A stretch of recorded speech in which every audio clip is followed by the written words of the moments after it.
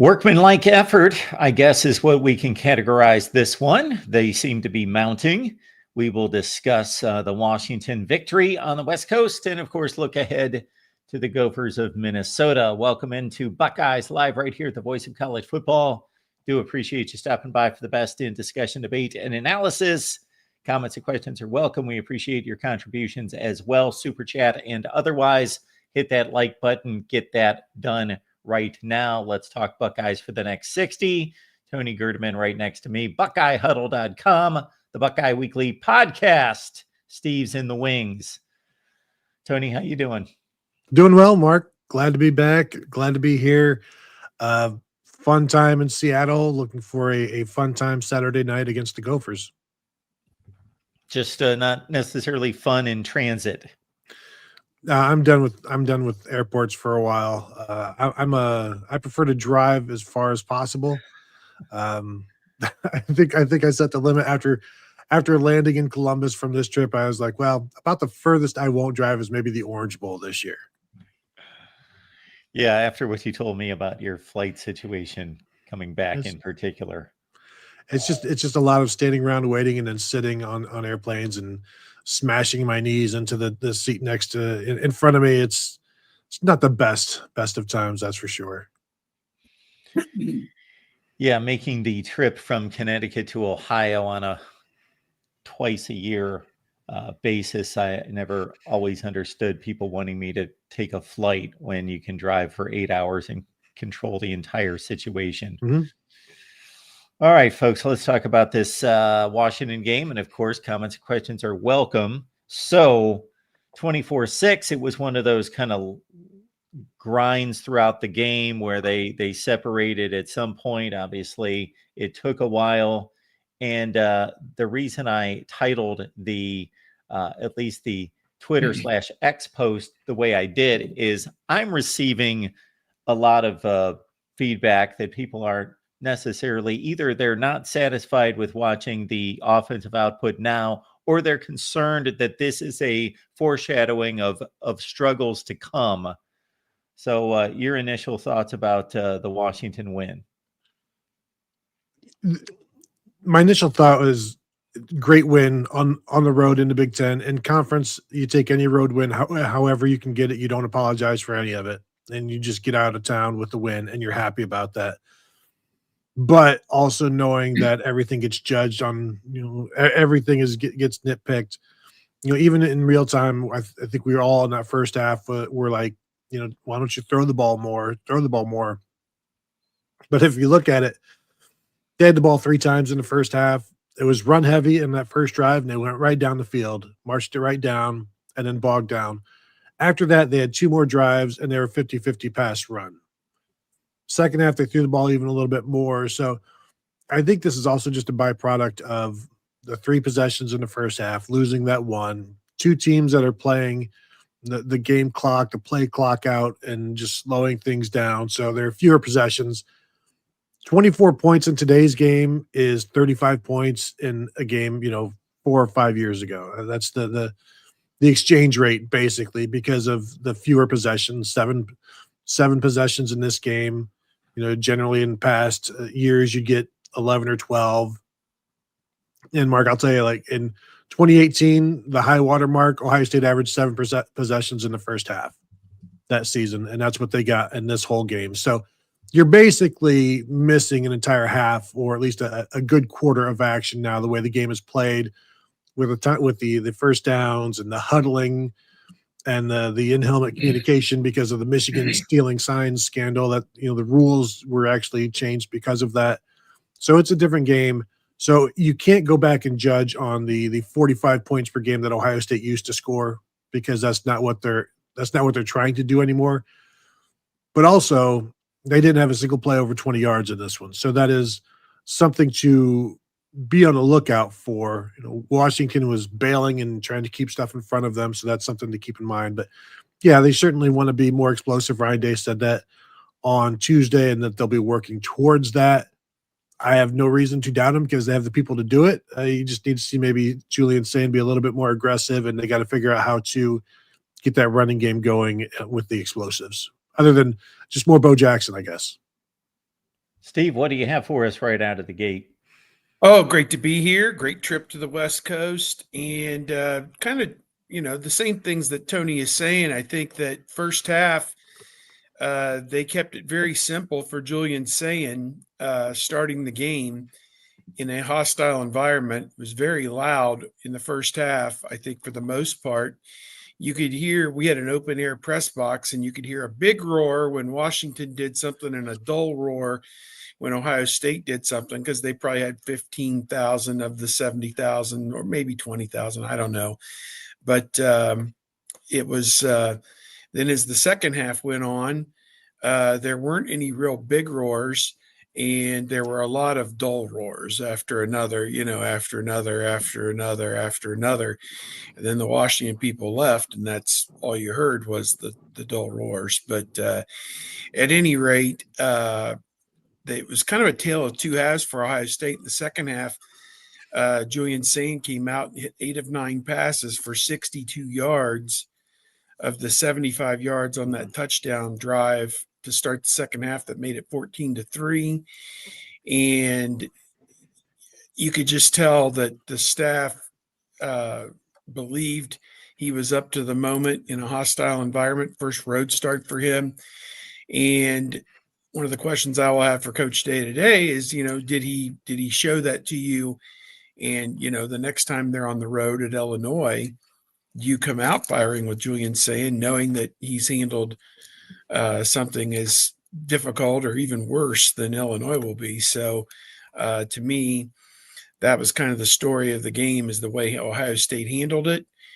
7-3 first half, not much to enjoy, not much to look at, but you could tell the writing was on the wall the way Ohio State dominated the last 6 or 7 minutes of the first half, where that game was headed. Yeah, Tony did a nice job of breaking down how the game has changed structurally in the last 4 or 5 years because of the rules changes, and how our expectation of offensive numbers needs to be adjusted. I also think that we're going to speak to the obvious that started in the Texas game, where we've got a young quarterback. Although we've seen young quarterbacks with relative inexperience in Justin Fields and Dwayne Haskins fire 40 and 50 touchdown passes, but those defenses were not this defense. And Ryan Day is leaning into the strength of the team. And until somebody can prove that they can do more than move the ball a little bit between the 20s, that they can actually stick the ball in the end zone against this defense, why ruin a good recipe?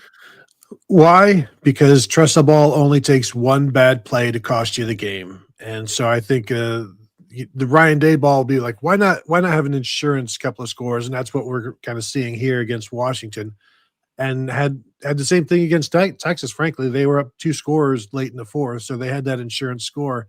So this is like Tressa ball +7, I think is a good way to put it. But yeah, the game is completely different. The 3 first half possessions, it's the fewest that I could find since 4 versus Minnesota in 2021, 4 versus Army in 2017.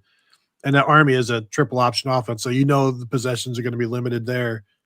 But so now they're averaging right around 9 possessions per game, which is pretty low. And I remember talking to Ryan Day in 2023 when the first down rules first went into effect, that the clock wouldn't stop, and they had 9 possessions against Indiana that first game. And he's like, I don't, apoplectic on how we're going to do this. What are we going to do? How are we going to operate with only 9 possessions? And now that's the norm. And you're seeing like he's okay with it. And as long as the defense is holding out, and the last 2 years he's had arguably the best defense in the nation. So yeah, 24 points is going to win most games. Not No doubt about it. That's not going to be their target, but it'll get the job done. Yeah. There was some kind of stat that when Ohio State scores whatever it was, 24, I don't know. There's some stat that they generally win. So yeah, that's, if that's what it's got to be, that's what it's got to be. I think this week with Minnesota stacks up as an entirely different kind of game, and I'm sure we can get into that. But yeah, I think that Washington posed some problems offensively, but Ohio State's defense was just so dominant that they never let Washington really get out of the starting blocks.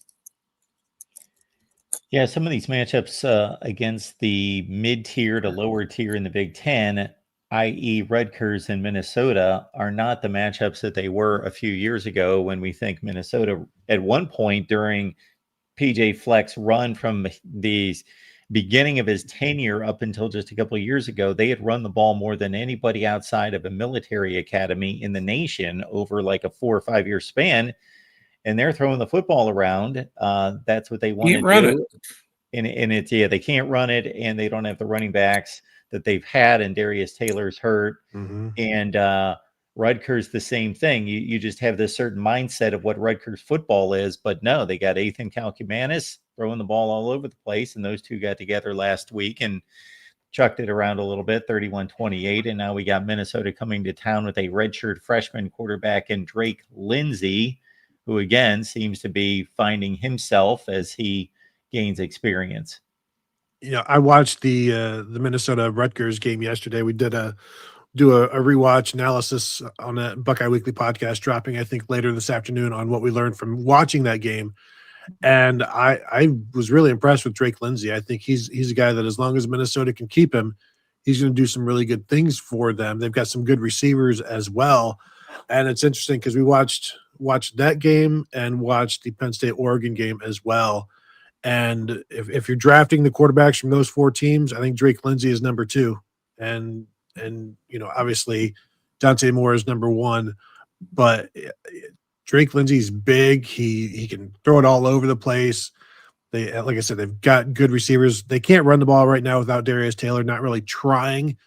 PJ Fleck on Monday did not say whether Darius Taylor would be fine this week. He said, the availability report comes out 2 hours before kickoff.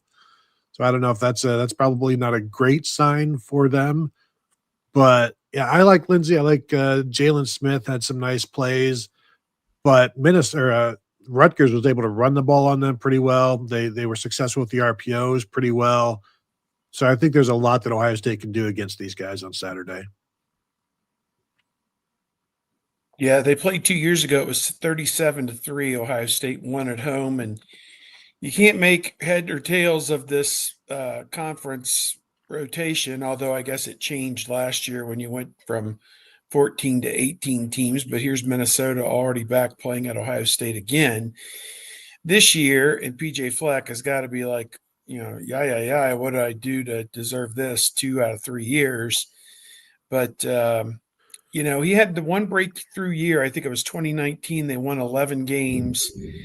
And they've been in that 7, 8, 9 win range every year. I think they were 8-5 last year, and probably about the same this year, if I had to guess. Off to a 3-1 start, doinked the game off at California, 27-14. Didn't play particularly well, obviously.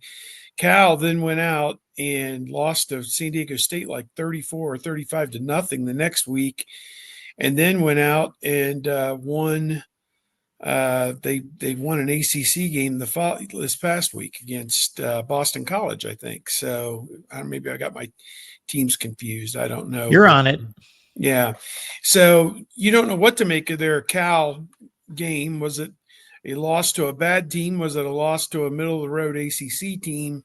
It was a loss that they didn't play very well. So they're back on the road this week at Ohio State. And here's Drake Lindsay, their quarterback, no running game. So Ohio State's pass rush, which just got to the Washington quarterback 6 times, is going to pin their ears back and come after Drake Lindsay. They threw the ball 41 times out of 58 plays this past week. Ohio State's just going to go for the quarterback and probably sack him 5 to 7 times if I had to make a guess, and they can't run the ball. So I'm not holding out a lot of hope for Drake Lindsay and the Minnesota offense this week against this lights-out Ohio State defense. And that point spread is sitting at 23.5. And it sounds like a lot until you drill down and see Minnesota can't run the ball. Yeah. And Ohio State's going to get after a rookie quarterback in front of 105,000 people.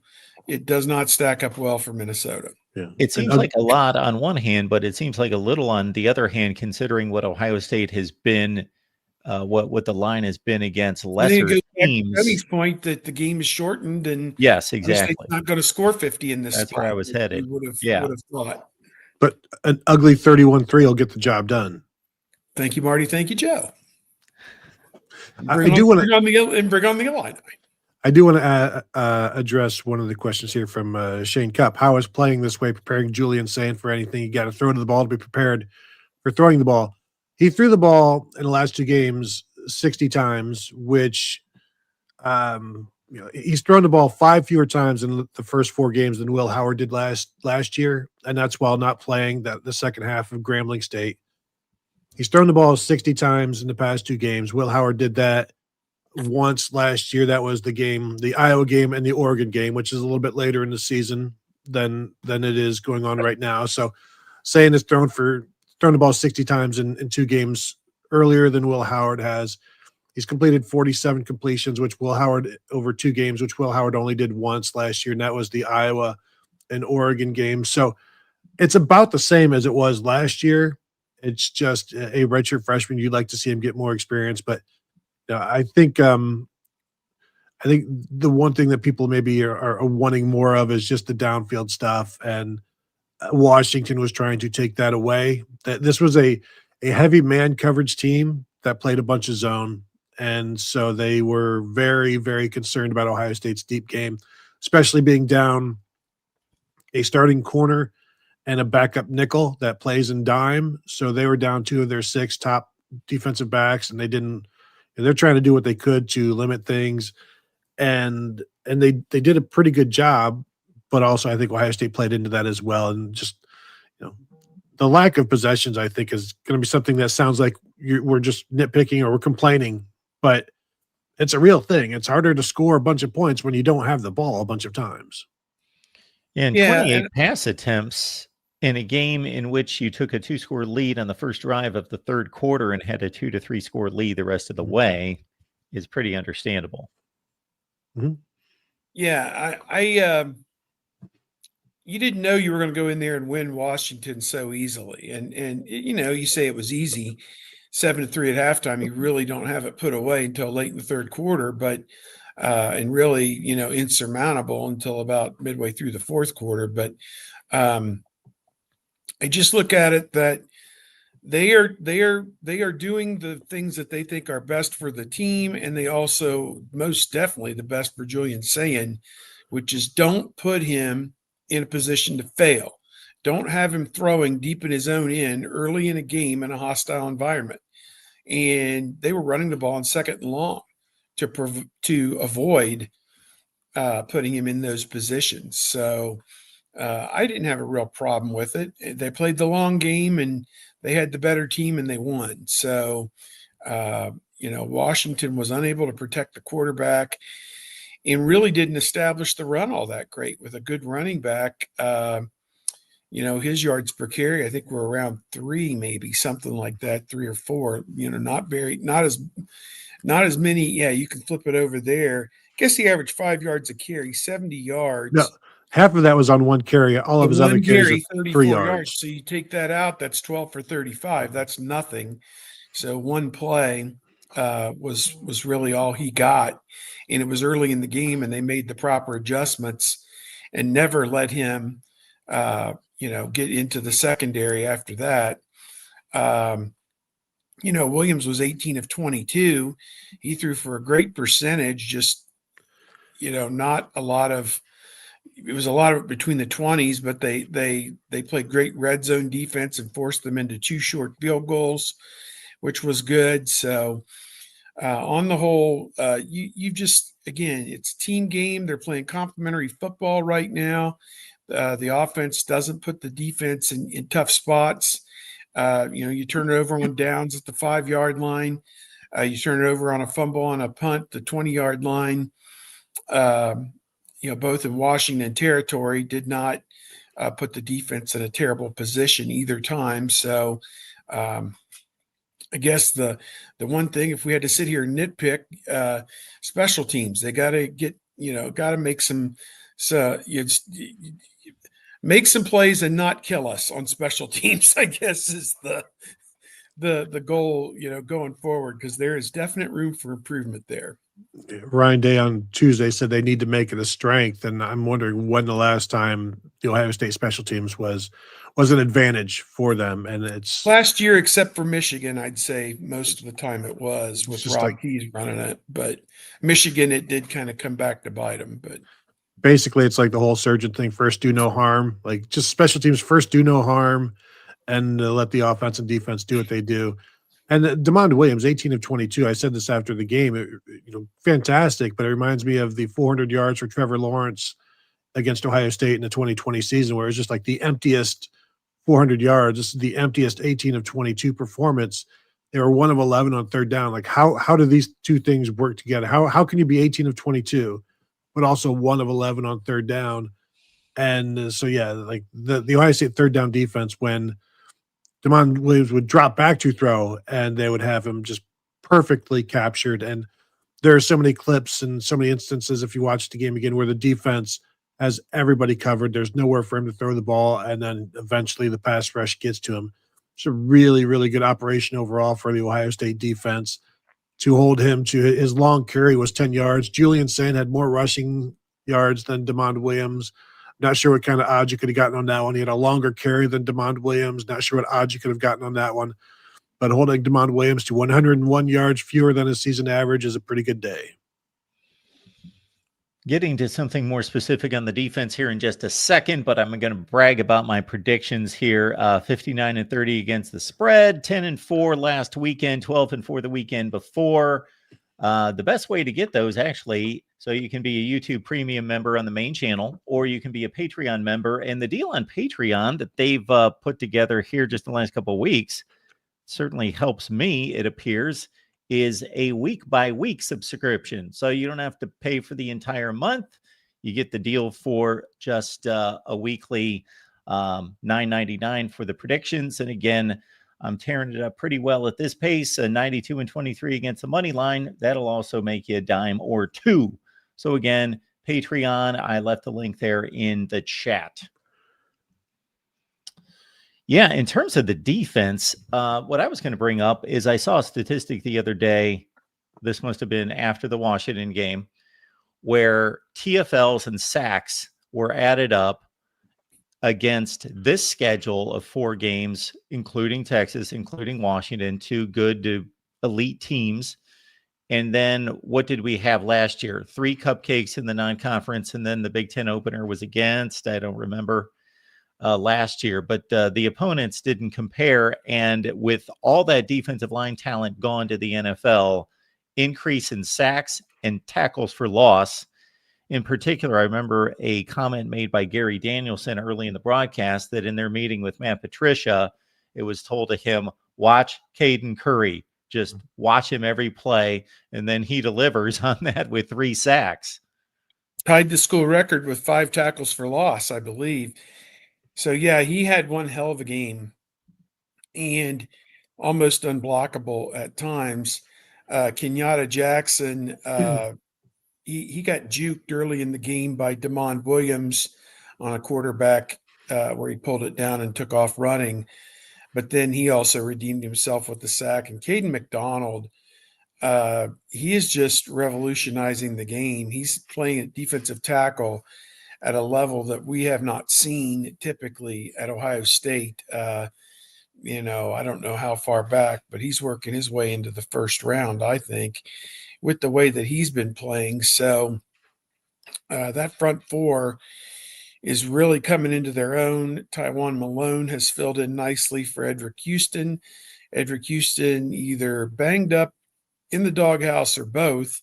He's not played a whole lot since the opener against Texas. And we'll see maybe this week if he can get back going in the right direction. But he got taken out of the game with a personal foul penalty after a slapped a player from Washington after the whistle. So, once they get him going, it's going to be even better. So you've got this defense, just look at those names. It's Arvell Reese has been playing at a high level. Caleb Downs, to me, the guys in the front six have played so well. It's kind of like Caleb Downs could sit back there in a lawn chair and have a sandwich sometimes with the way some of these games have been unfolded. Jalen McClain had a huge hit in this game. They are loving what Aaron Scott is doing, running down on kickoffs. I think one of those two tackles was a hit inside the 20 or 25-yard line on a kick return.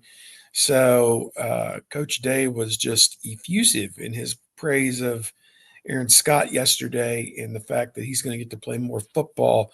And by that means they're going to put him in on defense from time to time as well. Davison Igbinosun, Coach raved about him, said he loves that IGB has an edge. He wants IGB to be around him because he gives off energy and, has cut down on the penalties. I think only one so far this season and really playing good football. Jermaine Matthews has done well. I don't know. It looks to me like they lost 8 starters off the defense, but the final product is every bit as good or better than it was last year. And there's some tougher challenges coming. But Washington, I mean, they hadn't played anybody per se, Colorado State, Washington State, and Cal Davis, but they were putting up huge, huge numbers. And Ohio State just, boom, just closed the door on them. So, it was really something to behold last week. Yeah, I don't know if they had any 3-and-outs on the season. They'd scored on 21 consecutive possessions, and then they went 3-and-out on that first drive. They got 8 yards on the first Mhm. play. You're thinking, oh my God, Mhm. here we go. They're going to go 8, 10 yards right down the field, score a touchdown. But their play calling on those second, third down plays left a bit to be desired, I would say. They played right into Ohio State's hands, and 2 no gains later was like, get your punter on the field. Get him out here. Hey, And how he could- about your streak? It's over, and that was the first indignity of many for Washington in that game, no doubt. and he shanked the punt because he hadn't been punting since the first Quack, half of the first game of the quack, quack, season. quack. But you mentioned Caden McDonald, and we talked about him after the Texas game. He had 8 tackles, and it was the first time a nose tackle at Ohio State had 8 tackles in a game since Garrett Goebel in 2012. So, like that's it's been a long time since you've had somebody as active as Caden McDonald, and I don't know that this is going to carry out over the course of the season. But right now, Caden McDonald has 21 tackles, and Caleb Downs has 15. Caden McDonald has 10 solo tackles. Caleb Downs has 9. Like Caden McDonald has as many solo tackles as Arvell Reese. He's got 1 more than Sonny Styles. Like he's been amazing. And yet Caden Curry is on another level than everybody. He's tied for the team lead in tackles. He leads the team in solo tackles. He leads the Big Ten in sacks and tackles for loss. And yeah, he had an amazing game, but that was not his first good game of the season. He was everywhere. He's shown his athleticism. He's diving after ball carries and pulling him down. He's blasting through the line on screens, and he's too fast for the ball to get thrown. And he was everywhere. He's tackling Jonah Coleman on a 5-yard angle route, just waiting for him to drop back in the zone as a pass defender. He was fantastic in this one, and that's right up there with the JT Tuimoloau game at Penn State. The only thing missing is Tuimoloau had a couple of interceptions and a touchdown, but aside from that, like he was as disruptive and dominating in this game as we've ever seen, and other guys were almost as good. And there were times where there were 4 guys tackling DeMond Williams, and it's like, who do you give the sack to? And it's just pull 2 names out of a hat and move on. No question about that. No question about that. Before we keep this rolling, we also want to let you know that we've got 2 of your favorite brands merging together here, folks. So you can get your VOCFB Ohio State merch. So look at that. Good looking stuff. Got a couple different hat selections, the tees, the polos, and the mugs, the tumblers, and so forth. So vocfb.com. We got a list of about 20 or 25 teams to choose from, including the Buckeyes, and we will get that link there in the chat. So check out the merch. We have gone to great lengths to make sure that it is quality merch, and that's been the feedback from everyone. So check it out. Where was I going to go next?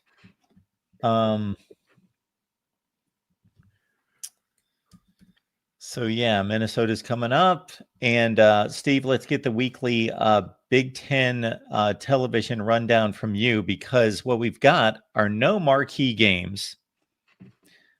The most competitive game on the slate for me is Steve's on the phone. Tony, you'll have to fill in. Oh no. Oh, I thought it looked like I'm on the phone. We've got so when I looked at it last time, Michigan State, Nebraska, in terms of a competitive football game, that's probably going to be the one. But of course, what's crazy is the line on that's like Nebraska 11, like double digits. I'm like, no, they're not going to beat Michigan State by double digits, even at home. Well, to me, I don't know. To me, that looks like if Michigan State. I mean, that Jackie Childs, he looks like he's a pretty good player. So I don't know. First shift, I'd written down some games just because we had contemplated doing a tailgate party since we have all day waiting on the Minnesota game, but some family things kind of fell apart and we're not going to do it. But I'd written down the games that I would have up, if we were there, which Wisconsin, Michigan, Wisconsin's had a week off. And do we think they're going to suck the entire season? I mean, they suck. I mean, they're terrible. But I mean, that showing against Maryland was one of the worst. I mean, you got to go back like 30 some years to, I don't even know when Wisconsin's played that poorly at home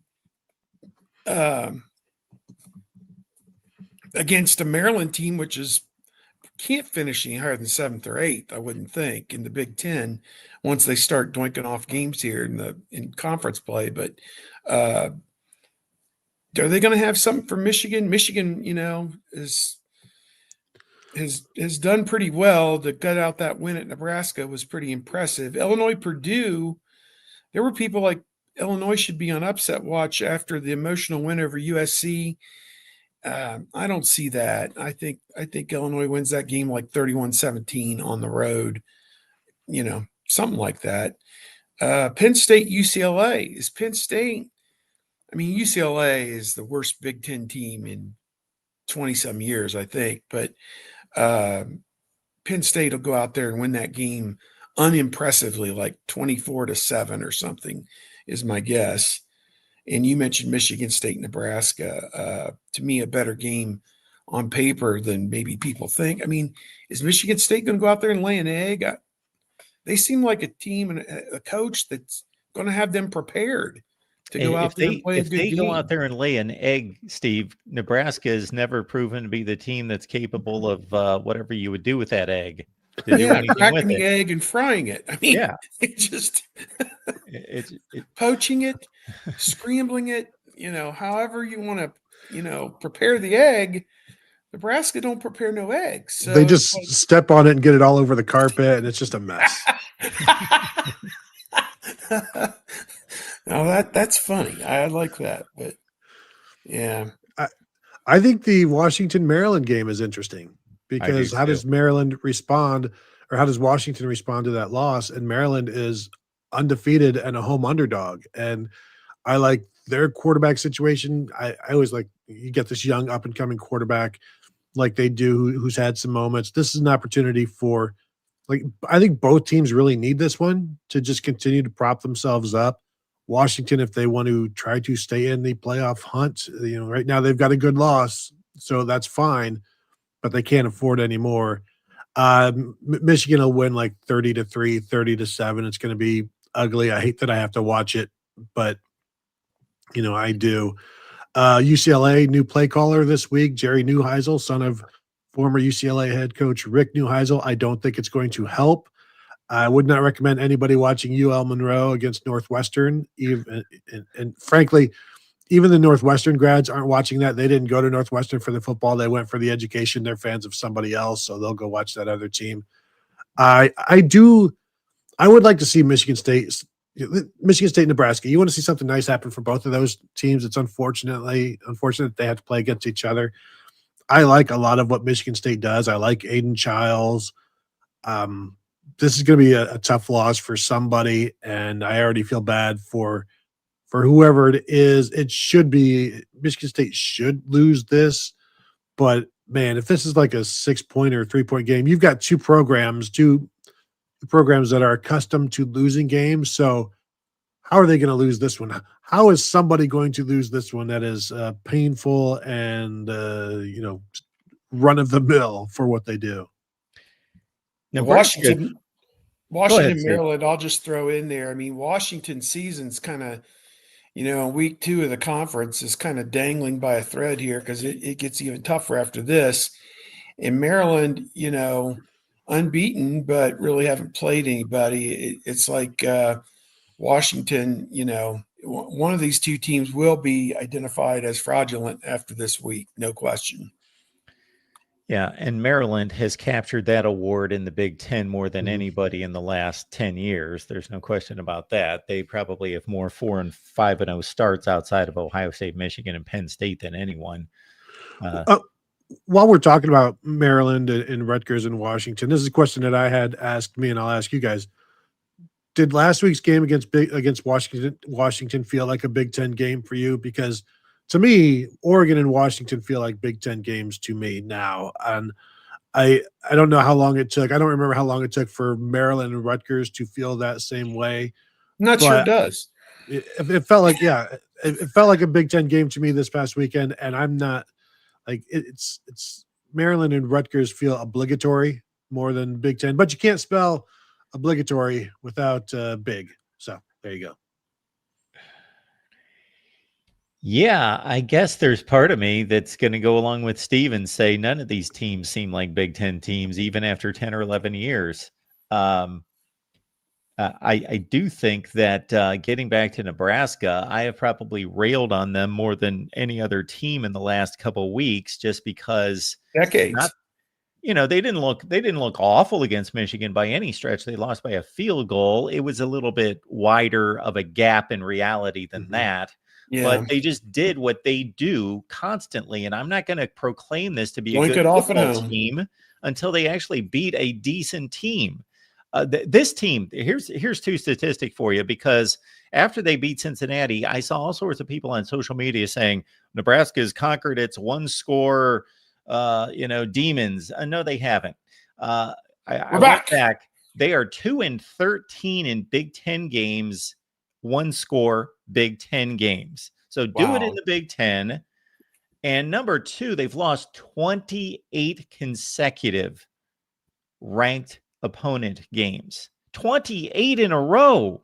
And to top that off, because I always like to try to take the next step and say, okay, what does that really mean? We're not talking about Ohio State playing playoff games against top 5 teams in the nation. This being a stacked deck of ranked teams, Penn State, Michigan, in playoff games. We're talking about, we were just in divisions 2 years ago. I guarantee more than half of those are number 21 Minnesota, number 19 Wisconsin, and then a ton of Iowa games. 24-25 Iowa State. Yes. Just goofy. Yes, those are the 3 opponents that make up over half of those games. I can guarantee it. So it's not like they've been taking on, top 5 teams and they've lost 28 straight. They're not a good football team. They'll get one this year. They're better. They're better than they are bad. It's just they'll get one this year. They'll somewhere along the way they'll beat a 28 or 22 or 23 ranked team somewhere along the way. I could throw in a couple of more for you on that list. Number 22 Colorado in 2023. Number 22. It looks like they actually beat number 22 Oregon in 2016. So I wonder if that's where the badness finally all began for them. That's a 4-8 Oregon team. That's a 4. They finished 4-8 that year. So they have losses to number 19 Michigan, number 16 Wisconsin in 2018. Yeah, number 15 Wisconsin in 2019. it's not a murderer's row exactly. Number 19, Wisconsin in 2021, 17, Illinois in 2022. But they did lose to top 10 Oklahoma a couple of times, but that's not quite the entire story. And that Colorado team was Dion's first team, so they won their first 3 and they finished 4-8. Yeah, these are not good teams that they've lost to, for the most part.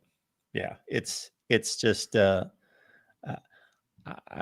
railed on Nebraska a lot recently just because I keep hearing all this fake hype about how good they are. And I've also railed a bit on the Big Ten. Mm-hmm. You take Ohio State's win against Texas off the board. Who is this conference beaten? Nobody. Illinois. That's it. Yeah, Illinois beat Duke. So did Tulane. Okay. So did whoever else in the ACC. Yeah. While we're railing on conferences, I'm getting pretty tired and annoyed by all of the Vanderbilt love right now. It's getting over the top in terms of Vanderbilt in the playoffs. I will laugh a little bit if they go in and lay an egg against Alabama, and Alabama definitely has some revenge on their minds. But it's just interesting to see the SEC side of things, ESPN and their entire sphere, and not just them, but like college football pundits just latching on to Vanderbilt for some reason, because it's like, well, there's got to be something with the SEC to talk about. And look at Vanderbilt's rise. And I don't think it's Vanderbilt is rising, but the rest of the SEC is also lowering. So I think they're meeting somewhere in the middle, because the SEC has not been all that great this year. And so Vanderbilt's best win is South Carolina when their quarterback gets hurt and leaves the game. So, there's a chance that they get exposed, and then people have to just move on like they did when they were hyping up Arch Madness for so long. Yeah, I was asked last night if Vanderbilt is a legitimate contender. And I said, I got to see them play somebody. So we'll find out something on Saturday. Otherwise, we don't know. They haven't played anyone. They've held serve. Good for them. Nice job. They would have not done this in 98% of the seasons in their history. So that's awesome. That's like somebody commented to me after I said that Virginia's, and this is following their big win against Florida State, is one of the worst programs in the history of college football. And I was told that I know nothing about Virginia history and know nothing about them. And I'm ready to post a video because I just went through, and they are the one of only 4 schools in history that have never finished in 90 years of the AP poll, never finished in the top 10. They only have they only have 9 ranked seasons in 90 years. They have one of the 5 or 6 worst winning percentages of all time. I could go down the list. They're one of the 5 to 8 worst programs in the history of college football. So I just like when people criticize me to at least know what they're talking about, to have a reasonable argument. I remember the 1990 season, which was one of the more bizarre seasons in college football history. Virginia moved up. They were ranked number 1 at one point. They had Herman Moore and a receiver, maybe was Sean Moore at quarterback. Yes. And yes, they finished that season, looks like 23rd. 8-4, right? 8-4 that season, yes. Yeah, they had a big game against Georgia Tech when they were ranked number 1. And that's when, Georgia Tech eventually finished tied for the national championship, or split. Mm-hmm. Yeah. This schedule, what I was getting into here, Steve, in terms of your TV angle that you like to hit on, is that there was really nowhere for the networks to go. So yeah, Fox, this had to be one of the Michigan. last rated weekends to draft, because I think who had the first pick here? I'd assume it's NBC with Ohio State, Minnesota. I mean, I mean, they're the number 1 team in the country. That's the first pick. I mean, when you don't have any ranked matchups or anything, Michigan, Wisconsin ordinarily would be a good game, even though everybody knows every year when they play, it's like 16-14 or something stupid. And it's like unwatchable most years, but there aren't any good games. I mean, Penn State, UCLA, I mean, by all rights, that should be like 35-3. I mean, I don't know. It just doesn't seem like UCLA's got anything. So It is interesting that CBS is. I think CBS probably had the third pick here, and rather than the good game, they go with the brand names. Yep. Rather than Yeah. like a better game, they're like, yeah, we just need the eyeballs on. We need the Penn State fans to watch. flip to the Because- following week, yeah. and I don't know if they'll have the designations up, because a lot of times they're a little slow on the uptake with that. But I have found this a little bit interesting, and argued a little bit about it with people, and they do have the designations up. My initial thought was that NBC took Michigan and USC with the first pick, but I'm coming around to the idea that CBS had the first pick and punted on that game, which was going to be their pick. I know that because I get some internal emails, and it looked like that was what was going to be their first pick. And I think when Oregon beat Penn State, they went Indiana, Oregon first pick, which is a top 10 game. And I think that makes the most sense. Then Michigan, USC, two brand names in prime time. Plus it's on the West Coast and Fox can't take it for NBC. And then, I had Ohio State, Illinois pegged all along as Fox at noon, but I think I was arguing with people that I thought NBC took Michigan, USC first. But as I look at it, I'm like, no. As I kind of delved into what CBS was thinking, just on what I think I know, I think CBS took Indiana, Oregon with the first pick, which is just mind-numbing that an Indiana-Oregon game would be the number one pick of the week. But, it is the year 2025. So over Michigan, USC, two of the biggest brand names in the history of the sport. I mean, but who does this? USC losing to Illinois certainly hurt that one. The cause. But I mean, Michigan also being not all that great as hurt them. Already lost the game. Yeah. Two undefeated top 10 teams has to be the way you go over the brands. And especially when one of those brands is an LA brand that LA doesn't necessarily care about all that much. And I can't wait to watch this one, or at least the second half of this one. And we'll see exactly how fraudulent or real Indiana is, because I think they have the offense to score with Oregon. But the Indiana defense has been really good as well. But again, what's their schedule been? I think they did pretty well against Illinois. I can't wait to watch it. Indiana with a week off, preparing for that one. I think, is Oregon off this week as well? I believe so. Yeah, yes. I didn't see them. So that's an interesting one. And I wonder. I doubt. Is game day going to go there? Will they go all the way out there, or is there an SEC team? The SEC game. I'm sure there's an SEC game that they'll be at. They're not going to want to go all the way out there for that. I mean, I wouldn't think. I'm not sure what else is. Alabama at Missouri is next week. Toledo at Bowling Green. Oklahoma, Texas. Oklahoma, Texas, obviously. Oh, there you go. Boom. Yeah. State Fair, Georgia at Auburn. Deep fried donuts or whatever. They've got a couple of options, so they don't have to go to the best game. Cow poop on the sidewalk, etc. Yeah. Bevo poop on the sidewalk. Who do you guys like in that one, Indiana and Oregon? Because it's too early for me to make. Yeah, that's the sensible pick. But Indiana, man, other than that Old Dominion game, they played lights out. So I think they were just getting their systems in place for the first game against Old Dominion. Yeah. He got back after he watched that tape, and he just ripped everyone's ass, 24 hours a day for 7 days a week. And since then, they've been on a rampage. So that guy, he was pissed they took safety on the last play. Yeah, I was going to say. He was like screaming at people, "The game's over, dude. You won. Go shake hands." He can't be even happy when they win the freaking game. He's a malcontent, but he's a winner as a malcontent. I'll say that. They're on a rampage in the win column, but that performance against Iowa was not. Okay. I actually picked them to lose the game because I thought Iowa would. would get it done. But especially after Iowa scores 38 against Rutgers, you think, oh, okay, maybe they'll get, if they didn't lose their three quarterback, maybe they would have touchdowns. won the game. Yeah. Lose the quarterback hurts. Yeah. He's a capable quarterback, and their backup is terrible. At least he was in this game.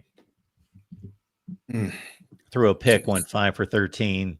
Well, they missed a chip shot field goal with like a minute and a half to go. That would have, but again, that left time, the same amount of time that Indiana used to go right down the field and score anyway. So I don't know if they score if I was up by 3 and protecting against a touchdown. If you saw the play that Indiana scored on, they went for an all-out blitz. They left their corners on islands. They had no safeties. The guy beat the corner on the inside, and he was gone. Yeah. They hit a perfect storm, no doubt. So Tony, what's going on this week? Dropping some episodes of the Buckeye Weekly podcast. We did a rewatch of Minnesota and Rutgers, as I said, so you can find our feedback on that one. Also did an Oregon Penn State rewatch to talk about the matchups that will be posed there, because Ohio State will obviously play Penn State this year, and I don't want to say we'll almost certainly play Oregon, but we'll almost certainly there's a pretty good chance they may run into Oregon at some point this season as well. We talked about that. Then, of course, I'll be writing about the no-name defensive line today, just trying to find some time to actually get that published, as Caden Curry calls them. They said, got a bunch of no names, but they're starting to make a name for themselves now. So you can find that at BuckeyeHuddle.com. And you watched Minnesota Rutgers. I watched the extended highlights, which don't really show you what the flow of the game was. So is there anything to fear from Minnesota? They can throw the ball around, but watching that, Rutgers went down and drove down first series, and then had a field goal blocked on some bad play calling inside the 10. They were up 14-0 in that game regardless. It should have been 21-0. Like, you look at the stats and you're like, how did Minnesota win this game? So nothing really to fear other than Drake Lindsey, I think, is a future star and a present really good player with some good receivers. Can't run the ball. Rutgers ran the ball on them. Rutgers threw the ball on them with the RPOs. So I think, 31-3, 31-6, something like that is certainly in the cards. Steve, what do you got going this week? Well, I'm getting kind of a, late start on the coast here this week. We, got back from Seattle, kind of jet lagged, kind of tired. Reds playing playoff game, first time 5 years. I went to bed at like 11:30 last night. They were down 8-0 at the time, and I guess they lost 10-5. And now the whole season is on the line tonight. But we'll see. So hopeful for that. But my Ohio State stuff is just slowly kind of coming into orbit, I guess, now for the week. I mean, it's not like they're playing the Bengals, the Bears, the Browns this week. They're playing Minnesota. Yeah. So I'd say the Browns. Yeah. They have, I think the string is 29 of the last 30 against Minnesota. And that dates to 1981 when Minnesota beat Ohio State and Arch Leeson was the quarterback. He's heartbroken. 35-31 at Old Memorial Stadium, which I really have no real recollections of Memorial Stadium on the campus at University of Minnesota. They tore it down, obviously, when they moved to the Metrodome, Kirby Puckett, Homer Hankey's garbage bag for outfield fence Metrodome. And I enjoyed covering games at the Metrodome, particularly in November when it was really cold outside and you could go in there and they had an open air press box and it was fun. Now the noise in there was kind of muzzled, just sounded, that was kind of the noise factor in that stadium. But and obviously a lot of Ohio State people would go to the games there. But Minnesota has only beaten Ohio State once since in 44 years, and that was in 2000. And Glenn Mason, wistfully, the former Minnesota coach, was a player at Ohio State and assistant coach for Earl Bruce at Ohio State. And he said it was homecoming, and they're riding in on the bus, and there's crowds of people on High Street. even cheering for their bus, which you thought was kind of weird. And then they went in there and they smoked Ohio State 29-17. And that was the beginning of the end for our friend Coop. They were number 5 in the country that day and would go on and lose 3 more games, embarrassing fashion, to South Carolina in the Outback Bowl. And he was shown the door the next day. So that did have a piece in history to kind of start that ball headed down that path that day. But yeah, since then, Ohio State's dominated. And I don't know that any of the games have been really all that close. I think there was one at Minnesota where they had to kick a late field goal to win. But in recent memory, I don't think the Flexter has really played Ohio State that close. There may have been a game that was like 26-14 or something like that. But there was the 45-31 game. Yeah, that was one where Ohio State gave 21. up like 500 or 600 yards. Well, there were 2 45-31 games. In 2005, I think they gave up over 500 yards to Minnesota at the Metrodome, and they won 45-31, which was ridiculous. And then obviously the game, the Stroud game, his first game in the rain and all that, up there with the defensive touchdown by Zach Harrison, I think in the second half, and so on and so on. They eventually pulled away and won. But yeah, that was, it's been, there've been some fun games in there, but typically Ohio State has dominated this, and I can't see any reason why that doesn't continue. 31-24 in 2014. 31-24. Oh yeah, that was the JT Barrett 90-some yard run in the And snow. Jalen Marshall had a long touchdown, I think, in that game too. Yeah, that was the one where it was 14 degrees, which is one of the coldest regular season games Ohio State's ever played. And I was taking pictures on the sideline. I had all of my gear on, whatever. I got the first 2 touchdowns, Barrett and Marshall, long touchdowns. And it's like 10 minutes ago or 5 minutes ago in the first quarter. And I said, that's it. I'm done. I got the 2 touchdowns. And upstairs, I went to the warm press box, nice and toasty. And that was that. So.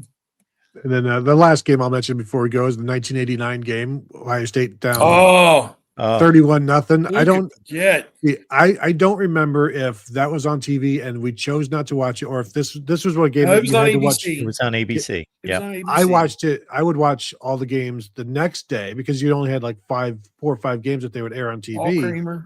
You'd have to watch it the next day on PBS or something like that. So Sunday mornings, you'd get to watch all of the games, and that's where we all watched that one because we had turned it off long before then. Also, similarly, turned off the Frank Reich comeback game long before then, way back when as well. So I missed that one, but then got to watch it after the fact. Greg Fry. The Frank Reich game and that game that you're talking about for OSU, I think they were tied for the largest comeback. And then they have since been beaten by either Michigan State came back on Northwestern, it was 38 points, or Northwestern came back on Michigan State, but just an unheard of amount of points they came back from. So over 300 yards passing for Greg Fry in the second half. Oh, goodness. Yeah. He hit that one to Jim Palmer down the sideline. I was in the middle of college, and I arrived at a party that night, and people were making fun of me because I was a huge Ohio State fan. They just assumed that they lost. Like, you fools, you didn't watch. You don't give up on the Buckeyes and Greg Fry. That Glenn Mason game in 2000, what I recall about that is I think they had just slipped by a bad Illinois team, 24-21. They had just slipped by, with a decent second half against a decent Wisconsin team that was on ABC. So they were overhyped games. And the thought was, I feel good about 5-0, number 5 in the country, but I really know that this team isn't that good. But hopefully they can keep squeezing by teams. But I made a joke. Apologize to any of the Belisari family who's watching, but they have this new tradition of ringing the bell and whatever. And I thought, they should bring Stevie B back and have him, be the guy that does the bell pulling and all this. And, just say, since he left, they, he brought about regime change, and also they really haven't sucked, since 2001. So not to say he was okay. And the people around him weren't very good. The defenses weren't very good. It just wasn't very good. He had a good senior year. Yeah. Up to a point. That's when they got Vance and Jenkins involved, and they were kind of fun Yes. to watch down the stretch. There was a week or two where they had hopes of. And claiming Chris a Gamble future was wearing championship. 86 at the time too, or sorry, 83. 83. Yeah. 83 as a freshman. Yeah. He They had shed that 83 for the much more sleek, number 7 after that. But yeah, That team had seven was a big number. That team had a big win at the time when they had hope of winning a championship, and a close one up at Minnesota, I believe 31-28. Yes, kicked the field goal. I missed that game in 01. That's when my wife was pregnant. One of the 3 games I missed that season. And I think it was Stoltz. Was it Stoltz or who? I don't know who kicked the field goal, but Probably, somebody Dan Stoltz. Yep. kicked a long field goal to win the game. And I missed the Penn State game where Joe Paterno set the wins record, which was later redacted. And then the Minnesota game down to the wire, and the Michigan game, first win there in 14 years. I missed those 3 games. But I have this beautiful daughter who is now in law school as a first-year law school student at the Ohio State University Moritz College of Law. So I guess I traded out okay on that. But Well to miss done. that Michigan game, though, to not have been there for that, that's still rough, but whatever. I tell her about it all the time too. Like, why didn't you get to go to that game? She's like, I didn't tell you to get your, my mother pregnant. So, oh well. And with that, we send you off to the Minnesota game of 2025, keeping in mind the year before the 2000 Glen Mason game, they narrowly won at the Metrodome 20-17 in 99. Another pretty bad Ohio State team that, 6-6. Pretty, when you're bad Ohio State team, you only win by 3 at the Metrodome. Yeah. All right, folks, we'll make it on back here next Wednesday and see you then. Enjoy Minnesota.